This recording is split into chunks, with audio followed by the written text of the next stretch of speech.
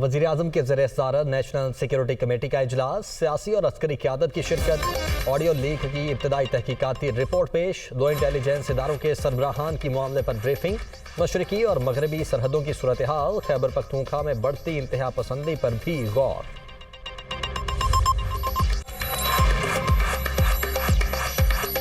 عمران خان کی مبینہ آڈیو بھی لیک، سابق پرنسپل سیکرٹری کے ساتھ گفتگو ٹیپ کا حصہ، ہم نے صرف سائفر پر کھیلنا ہے، امریکہ کا نام نہیں لینا، پی ٹی آئی چیئرمین کی ہدایت، یہ تھریٹ ہے، آپ سیکرٹری خارجہ کو بلائیں تاکہ معاملہ سیاسی نہ رہے اور بیوروکریٹک لیول پر آ جائے، اعظم خان کی مبینہ بات چیت۔